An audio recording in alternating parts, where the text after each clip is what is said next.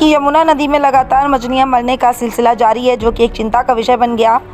जीव शोधकर्ता वैज्ञानिक डॉक्टर खुदसर से बात की तो उन्होंने जानकारी देते हुए बताया कि यमुना नदी में अक्सर मानसून से पहले जब यमुना का वाटर लेवल कम होता है और आसमान में बादल छाए होते हैं तो प्रॉपर डीजोल ऑक्सीजन जल जीव को नहीं मिल पाता, जिसके चलते ज़्यादातर मछलियां मर जाती हैं। और वही यमुना नदी के अंदर किस तरीके का केमिकल डाला गया है या नहीं, ये एक शोध का विषय है, इसकी भी जांच होनी चाहिए। लेकिन अक्सर बरसात से पहले ये तस्वीर यमुना नदी में ज़रूर देखने को मिलती है। यमुना में पानी कम होता है, आसमान में घने बादल होते हैं, जिसके चलते पानी के अंदर डीजोल ऑक्सीजन लेवल घट जाता है, जो कि जल जीव के लिए बड़ी मुसीबत बनता है। ज़रूरत है यमुना के पानी की गुणवत्ता की जांच की जाए और ये ज़रूर क्रॉस चेक किया जाए कि जो यमुना में पानी है वह पानी हटनी कुंड बैराज से आ रहा है या फिर किसी ड्रेनेज से डाला गया, जो कि जानकारी से है। इस पर यमुना संबंधित अधिकारियों को भी संज्ञान लेना चाहिए। जी सर, एक बार अपना परिचय दे दें। मेरा नाम डॉक्टर फयाज खुदसर है और मैं बायोडाइवर्सिटी पे काम करता हूँ जी। सर, यमुना जी में देखा जाए कि लाखों की संख्या में मछली मरी हुई पाई गई है, क्या कहेंगे?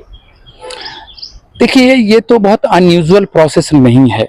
आप जब कहीं किसी नदी में देखेंगे या किसी तालाब में, ये समय सबसे ज़्यादा होता है जब मछलियाँ मरती हैं, क्योंकि एक तो पानी कम है, पानी कम होने से टर्बिडिटी बढ़ती है और डिजॉल्व ऑक्सीजन कम हो जाता है, तो ऑब्वियसली मछली सांस लेने में मुश्किल होती है। जैसे ही ये बादल घिरता है, डिजॉल्व ऑक्सीजन पानी में कम होने लगता है और इसके कारण मछलियां मरने लगती हैं। तो ये तो बहुत ही सिंपल ये है। और दूसरी तरफ आप देख ही रहे हैं कि इस बार एक्सट्रीम वेदर पैटर्न की वजह से दिल्ली में टेम्परेचर बहुत ज़्यादा गया और जिसकी वजह से इवेपोरेशन रेट बहुत ज़्यादा था। तो बहुत ऐसे जगह जहाँ पानी बहुत थी, जैसे यमुना नदी ऊपर अपस्ट्रीम में तो था ही पानी, साफ पानी था, लेकिन उस पर भी असर हुआ, पानी कम हो गया इवेपोरेशन से। तो इसलिए उसमें जो रहने वाला जीव है, जैसे जैसे पानी कम होगा, डिजॉल्व ऑक्सीजन कम होगा, तो सांस लेने की जब मुश्किलें होंगी तो मछलियाँ इसलिए। सर, देखा जाए उससे अनेकों बीमारी फैलने की हो सकती है। ऐसा एक बार की सोच लेना बहुत बहुत जल्दीबाजी होगी, क्योंकि जो मछलियाँ मरी हैं वो छोटी हैं और जो वहाँ सिस्टम है बहुत बड़ा है और वहाँ पे वो समाहित हो जाएंगी। मुझे ऐसा नहीं लगता कि कुछ ऐसी प्रॉब्लम आएगी। जो आसपास के मछुआरे हैं जो काम करते हैं, उनका कहना है कि बदबूदार पानी हो गया और पैरों में खुजली होती है, पानी काला है और जो हरियाणा से पानी आता है केमिकल के, उसकी वजह से हुआ। क्या कहेंगे इस पे? पानी तो है ही नहीं, तो कहाँ से पानी आएगा? वो तो कहने की बात हो जाती है। अगर वैज्ञानिक तथ्यों से देखेंगे तो पानी कम होना ही सबसे बड़ा विषय है।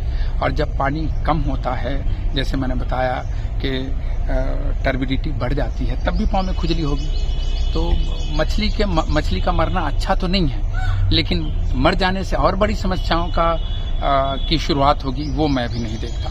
करोड़ों की संख्या में मछली मरती हुई नजर आ रही है। आसपास के लोगों का कहना है कि केमिकल के पानी आने के कारण ये हालात है, क्या कहेंगे? देखिए, जो राई इंडस्ट्रियल एरिया है, 7 मील का आगे बहादुरगढ़ के पास, या ये आगे जो इंडस्ट्रियल एरिया है हरियाणा क्षेत्र में, वहाँ लगातार वहाँ पर जो है दूषित जल डालने का काम यमुना में लगातार हो रहा है।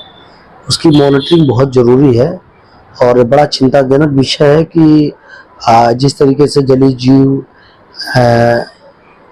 लगातार आपके चैनल के माध्यम से पता भी चला कि वहाँ पर काफ़ी मृत संख्या में बहुत मछलियाँ पाई गई हैं। ये बड़ा चिंता का विषय है और दुर्भाग्य का विषय है। इसका उच्च स्तरीय जांच होना चाहिए और निश्चित रूप से मैं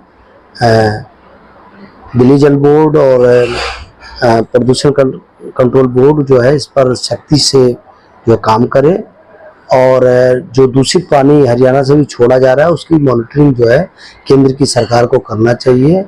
अंतर्राज्यीय मामला है, केंद्र सरकार को तत्काल हस्तक्षेप करके दूषित जल को यमुना में छोड़ने से राज्यों को जो है वर्जित करना चाहिए और राज्यों को के ऊपर जो जरूरी एक्शन है वो होना चाहिए, ताकि यमुना की सफाई का जो मिशन है वो पूरा हो पाए।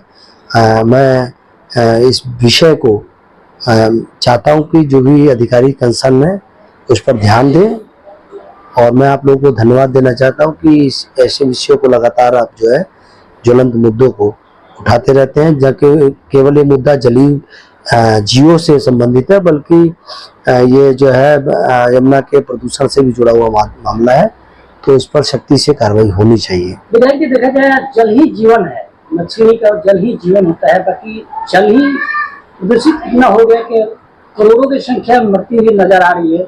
आसपास के लोगों के कहना है, वहाँ रहने वाले काम करने वाले के कहना है कि बदबूदार इतना हो गया, उस पानी से कई ऐसी बीमारी हो रही है, जो खुजली का ऐसी अनेकों बीमारी हो रही है, इस पे क्या कहेंगे? निश्चित रूप से ये चिंता का विषय है और इस पर मैंने कहा कि चूंकि अंतर्राज्यीय मैटर है, केंद्र सरकार को तत्काल हस्तक्षेप करना चाहिए, प्रधानमंत्री जी को इस पर, और जो भी राज्य या जहाँ से भी इसमें फॉल्ट हो रहा है, इसकी उच्च स्तरीय जांच हो करके इस पर तुरंत नियंत्रण होना चाहिए। ये ना केवल मैं कह रहा हूँ बार बार कि जलीय जीवों के जीवन से संबंधित मामला है, बल्कि आम जनमानस से जुड़ा हुआ है इस यमुना की सफाई का मैटर, और वहाँ से हर घरों तक पानी भी जाता है दिल्ली में, तो इसकी स्वच्छता, इसके प्रदूषण मुक्त रखने की जिम्मेदारी सबकी है।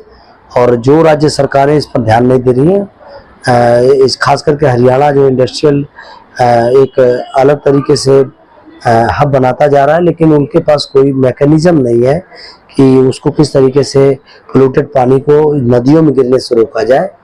ये बहुत दुर्भाग्य का विषय है। सर, जल विभाग मंत्री से बात करें तो क्या कहेंगे उनके लिए कि वो इस मामले पे? नहीं, वो निश्चित रूप से संज्ञान में सरकार के आगे है और इस पर आवश्यक जो नोटिसेज है, आवश्यक कार्रवाई है, सभी महकमों को दिया जाएगा। और जो लोग भी राज्य सरकार हरियाणा अगर इस तरीके का प्रदूषित पानी छोड़ रहा है, तो उनको भी जो है हम जो है अपील करेंगे और उनसे निवेदन करेंगे कि दिल्ली के लोगों के सेहत के साथ ना खेलें। आप लोगों से निवेदन हाथ जोड़ करके, ये लाखों जलीय जंतु जो मर रहे हैं, ये अपराध में से वहाँ की सरकार, वहाँ के इंडस्ट्रियल जो वेस्ट गिर रहे हैं डायरेक्ट नदियों में, उसको रोक करके कर सकती है।